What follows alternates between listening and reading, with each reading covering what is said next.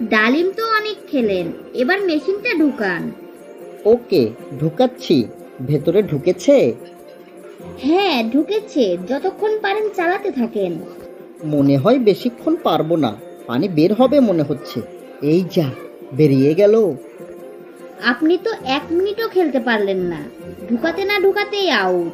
যান, আপনার পরীক্ষা শেষ, এবার টিনা ভাবির চেম্বারে যান। ভাবি, অবস্থা তো খারাপ। আমি রিপোর্ট পেয়ে গেছি, মেশিনের এখনো খুব একটা ক্ষতি হয়নি, দাঁড়ানোর ক্ষমতা ঠিক আছে, তবে টাইমিং একেবারেই খারাপ, এটা বাড়াতে হবে। বিয়ে করতে পারবো তো ভাবি? এখন যে অবস্থা, কিছুদিন পরে করো, আগে মেশিনটা ঠিক করো। এখন তাহলে আমি কি করব ভাবি?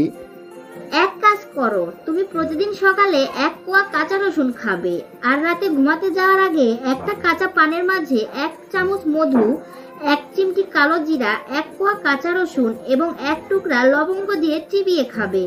এতে তোমার ভেতরের উত্তেজনা আসতে পারে, কিন্তু সাবধান, হাত দিয়ে পানি বের করবে না, তাহলে কিন্তু লাভের থেকে ক্ষতিই বেশি হবে। প্রয়োজনে পানটা 1 দিন পর পর খাবে, সাথে 1 গ্লাস গরুর খাঁটি দুধ খেতে পারলে আরো ভালো। এটা কতদিন খেতে হবে? অবিবাহিত অবস্থায় চলমান থাকলে ভালো, তবে 1 মাসের মধ্যে মোটামুটি ভালো রেজাল্ট পাবে। আর বিবাহিত হলে খেলার 20 মিনিট আগে খেতে হবে। ভাবি, কাজ হবে তো? মোটামুটি 90% রোগীর এটা খেলেই ঠিক হয়ে যায়। আর যদি এটা খেয়ে ঠিক না হয় তখন? তখন ঔষধ খেতে হবে। আমি সাধারণত চেষ্টা করি প্রাকৃতিক উপায়ে ভালো করার, যাদের প্রাকৃতিকভাবে কাজ হয় না অথবা যাদের দ্রুত ভালো হওয়া দরকার তাদেরকে ওষুধ লিখে দিই। ভাবি, আমাকে ওষুধ দিলে হতো না?